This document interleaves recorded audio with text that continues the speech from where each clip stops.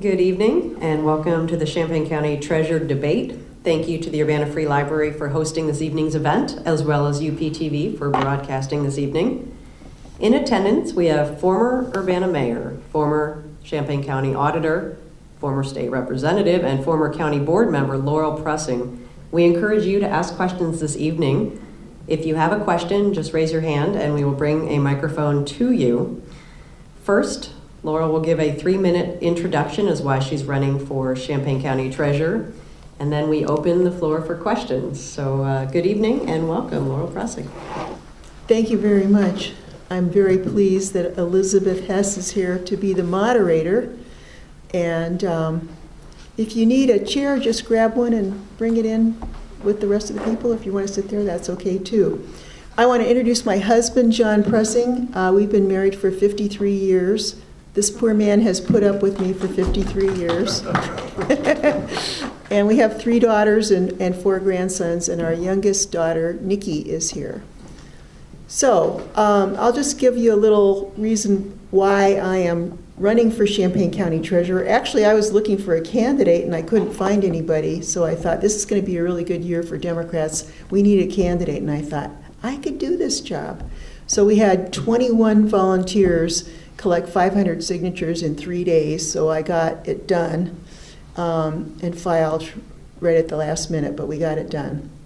So the reason I'm running is that I think the county has real financial problems, and I have the background to help solve those problems. I was a county board member, one of the first women elected way back in 1972. And after 3 of us got elected, then it was okay for women to run. But when we first started running, our county chairman, Harry Tebow, was kind of alarmed that 3 women had won the primary. But after we won, it was okay for women to run. So we've been doing this for quite a while.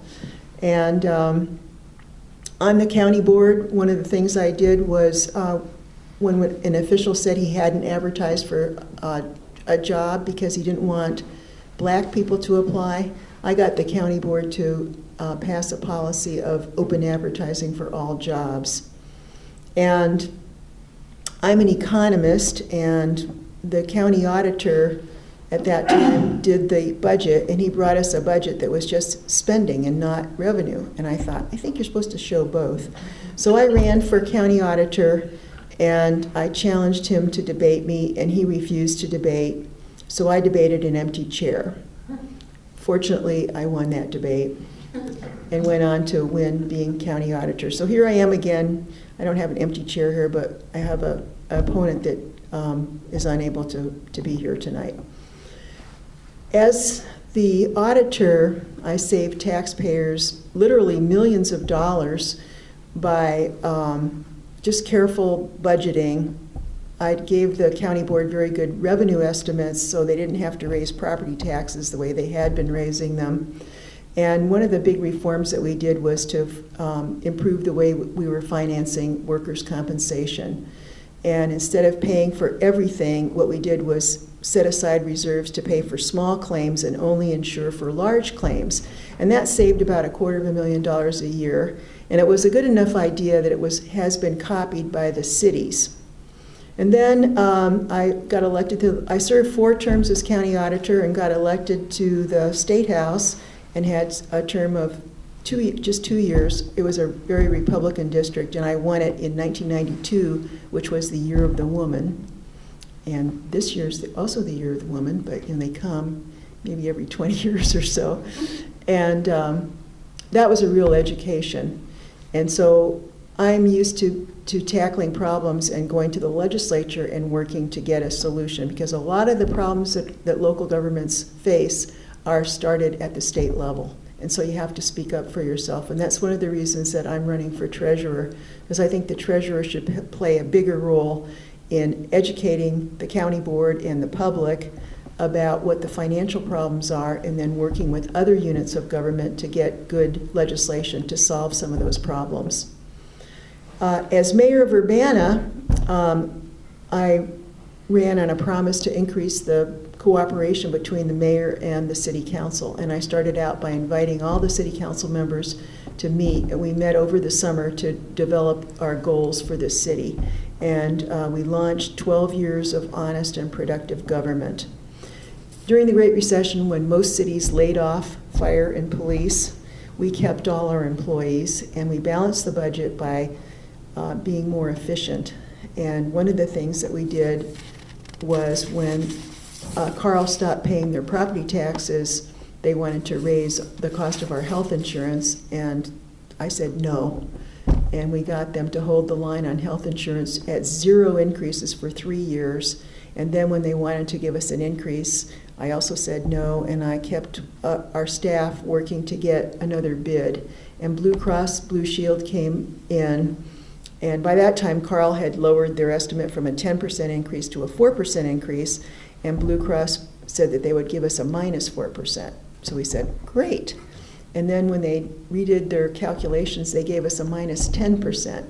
So we had 0, 0, 0, and then minus 10%, saved $3 million over 4 years. And I've talked with people who deal with a lot of different cities and counties and private industry. I think we have the best record in Urbana of saving money on health costs of any employer in the United States, public or private. So I'm running to help the county. I'm an economist, as I said, I think, and I think my record is one of fiscal responsibility and human responsibility, and I would be happy to answer any questions. If anybody has a question. All right, we have a question to kick it off. Thank you, Jason. Hi, I have 2 questions. One, what's the true financial position of the county? And 2, recently a homeowners association in Champaign had its commons area sold for taxes not paid, but the homeowners really weren't notified of the delinquency. How can we avoid future fiascos like that? And the treasurer is supposed to send the notification, and was there due diligence? I think he did actually push to get the law changed, so I think that was a good thing. But what you do is you sort of learn as you go along, and I don't think this is ever going to happen again. I think that problem has been solved. But the true financial condition is it's going to improve because the nursing home's being sold, and the nursing home was somehow unable to compete with private nursing homes, and they just didn't have the number of patients coming in that they needed to be a viable business. And so they were demanding bigger and bigger loans and subsidies from the county. So the fact that that's going to be sold is going to really help the county. One of the things that I did, which should help the county, is get us to get more money for funding 911 systems. Our voters approved $1.50 per phone line back in 1997, and then the legislature changed it to 87 cents when they added cell phones. Before that, when landlines were replaced by cell phones, the county would lose $1 a month for every replacement that there was. And so that meant that we had to keep putting more and more other money into keeping the system going. I didn't want to lay off police officers to pay for the dispatchers, so I really worked to get the legislature to change it so we got the fee back up to $1.50. But in real terms, we're not really back where we were in 1997 because we have inflation to deal with. So I'm in favor of having these fees be percentages rather than absolute dollar amounts, and that's why we've fallen so far behind on gasoline taxes, and we can't fix bridges or roads. You had 2 questions? That was the 2? It was the overall financial position okay. Of the homeowners association. And I will say that the legislature keeps chipping away at local governments, and cities are in a better position to deal with it because they have home rule, and the county would have to go to the legislature to get a law changed. Yes? Actually, that transitions into my question. Could you talk a little bit about how PTEL, or tax caps, have affected the county budget? Yeah, they put some of the people that I think shouldn't have done this got this county under property tax. What do they call it? Property tax extension limitation. Yeah, that was a voluntary thing, and I don't think we should have done it because the main purpose of any government is public safety, and it's really hard to keep up when you're limited that way. People don't like property taxes, but I don't think they like crime, and so the main function is to keep people safe. And I hate to see sheriff's deputies being laid off when people really need the services. So I think that was a bad idea, and it affected the county, but as I said, it does not affect the cities because the cities have home rule, and that gives them a lot more flexibility. So if the county needs something, we have to go to the legislature and ask them for it. And the way to get it is to work with a lot of other organizations. And like on the 911 funding, I worked with the Illinois Sheriff's Association and a lot of other groups that were interested in this, and that's how you get the laws changed. Any other questions? I can kick them off. Oh, if you'd like to ask another one, Steve? Go ahead. Could you talk briefly about a few ways that you might alter the way the Treasurer's office currently functions? Things that you might do Well, I differently? think I don't have a problem with the way they collect the taxes. I think we're going to have a new computer system and get things kind of tuned up. But I think the treasurer needs to have a bigger role in advising the new county executive and the county board about what's happening with the revenues and what can be done about it, and then also working with other units of government. And the units of government in this county already do talk to each other. People from other parts of the country are very surprised to see the high level of cooperation that we have. So I would work with the cities too to fix some of these revenue problems. And that's my approach. Thank you. Right. Is if the sale of the nursing home goes through, there's a perception, perhaps a misperception, that there's going to be a lot of surplus money in the county budget. That may not be necessarily the case. And we're also looking at at wanting to close the downtown jail and consolidate services out at the satellite jail. How can we accomplish all of this with limited amount of money available and revenue?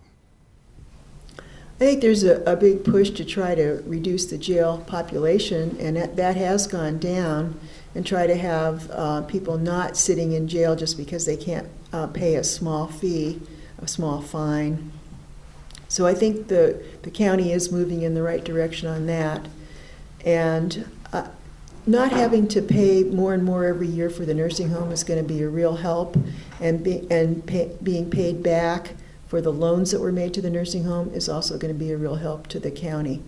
But local governments are always in a sort of a perilous condition when the state of Illinois is in such bad shape, because the state of Illinois tends to start digging at local governments to make up the difference. They started charging us a 2% fee for collecting the sales tax, and it's all these little things that add up and make life more difficult for the local governments. And I really believe in local government because we're the people that really get the job done. And we're not arguing about how many angels on the head of a pin. We are actually talking about real things, and it's real democracy. We have really good discussions, and nothing just gets passed the way it does in the legislature, where they're going to combine 20 things into one bill, and maybe you hate 19 of them, but you like one of them, so you're forced to vote for it. Everything gets dealt with individually and gets looked at by a lot of people.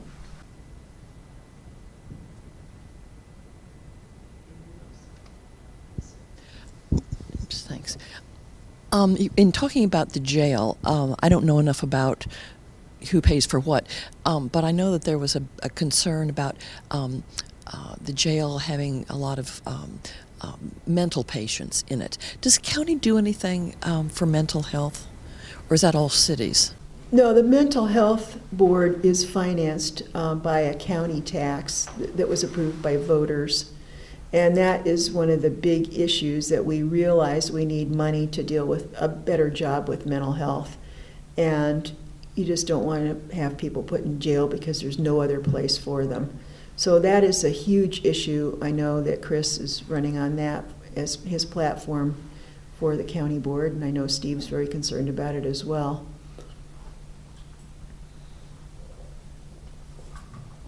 I wanted to ask you while everyone thinks of their next question. You've said the county treasurer should be doing more than the, quote, statutory minimum requirements of the job. What did you mean by that? Well, the basic job in the statutes is to send out the tax bills and collect the money and distribute it to all the local governments. And I think the treasurer really sees all the money coming in and should be looking at all this information and seeing what's happening to the revenue sources. And if there's a problem, then you need to deal with it then before it gets worse. And that's where you have to talk with people in the cities and talk to people in other counties and get local governments to agree on some solution that you would go to the legislature and push for. A question in the back. I wonder what the population is of Champaign County and how many people are taxpayers. Do you have any notion about it's that? the population's over 200,000, right? And the budget for the county's about 130 million. It's just a little bit less than the city of Champaign. The city's been growing, and everybody's in the county, but we all use county government because it covers everybody. So even if you're a renter, maybe you don't get a property tax bill, but you still are paying it because the landowner or the building owner has to pay property taxes. So I think everybody really ends up paying for it, and certainly they have a sales tax and other things too. And the way you get your motor fuel tax is based on your population. So the more people we have, the more we're going to get for motor fuel tax, which we need for repairing the roads. You've said you see an opportunity for the county treasurer and the county auditor to tackle the county's financial problems as a team. Can you elaborate? Well, I was saying as a team with the county executive, because the two financial offices see all the money coming through, so we know we should be talking with the executive about where the spending increases are and where the revenue declines are, so that we can get to problems before they get to be huge. You want to look at things early and try to figure out solutions, and that's often a political solution.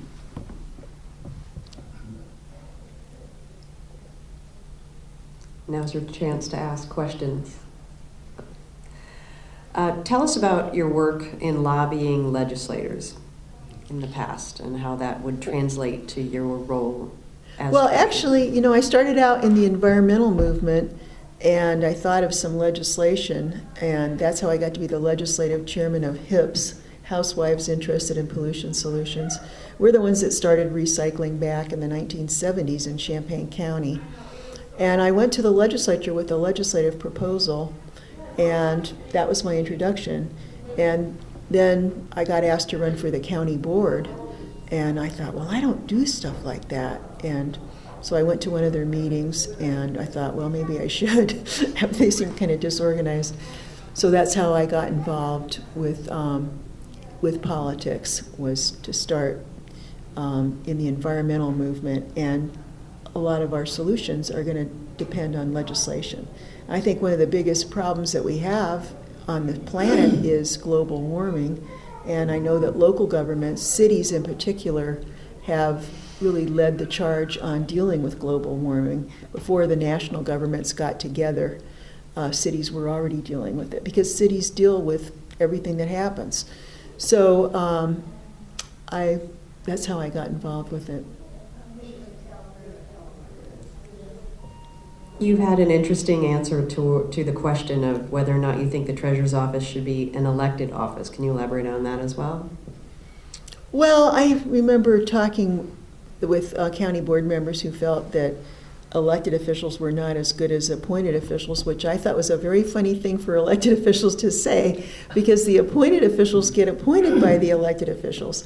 So I think that you can't say one group is better than another. There are good appointed officials and there are good elected officials, and there's bad appointed officials and bad elected officials. So it all depends on the individual.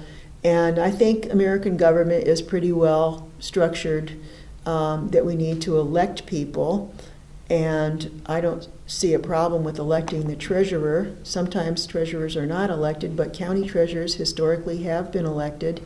And it's one of the oldest offices in county government. The first office was the sheriff, and the sheriff used to be the tax collector, but that was way back in the beginning of the 19th century. And the treasurer was one of the offices that got added, and the auditor was not added until the 20th century.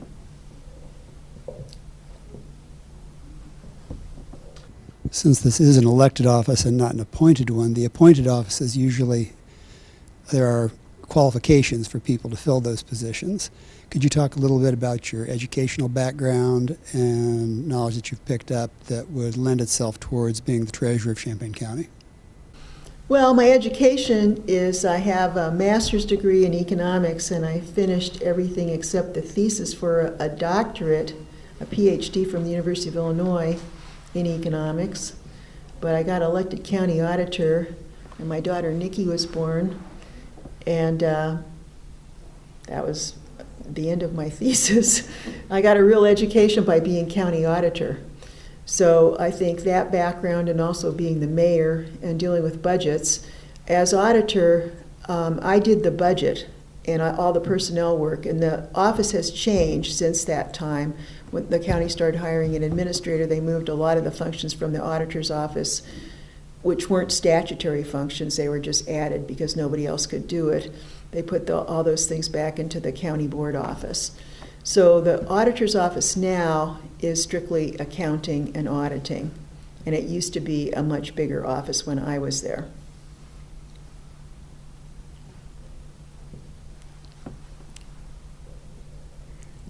Would you like me to give my final statement? Sure, we'd love to. Okay. Well, a lot of the reforms that we did have been adopted by other governments, and I think that's a real test of whether they were good ideas. When other people start adopting them, then you know it's a pretty good idea. And I read the letter for the county, and they've cut back on their health insurance costs the same way that the city of Urbana did, which they moved to Blue Cross Blue Shield. And I thought what we need in this community is some competition, because Carle Hospital, it turns out, is the 10th most profitable hospital in the United States. And they surveyed 3,000 hospitals. This was Johns Hopkins that did the study. And they are in a lawsuit. They sued the county and they sued the city of Urbana. And the judge, the local judge, Judge Rosenstein, has said that they need to reveal their investments in the Cayman Islands. And he also ruled that it was right for the assessor to assess them, because they couldn't apply for an exemption unless they had an assessment. So I think we're winning on the lawsuit. The Supreme Court recently had a decision that they said a state law that allowed hospitals to deduct or not pay property taxes if they paid more in charity care was constitutional. But the real key part of that decision was they said that regardless of that state law, the hospital that gets exempted from taxes has to be a genuine charity. And Carle is saying that they're a genuine charity, and I don't think that that's going to hold up in court, because they charge for their services. There are real charity hospitals, like Shriners Hospital does not charge the patients, and that is a charity hospital. But Carle is not, so I look forward to helping the county and the cities by having Carle pay their fair share of taxes. We have 1 minute or 2 minutes left if anyone has a final question for Laurel Prussing. All right, well, thank you. Oh, we've got one question in the back. The first part of it, but this is real simple. And simply this is, what makes you better? I mean, really, what do you think makes you a front runner and the one who should be in this position? Because I'm friends with you, Eunice. Because what? Because I'm friends with you, Eunice. Oh, no. Okay. Well, I think that I have a real record, and I'm willing to compare my record with my opponent, but he's not here to talk about his record, so I am here.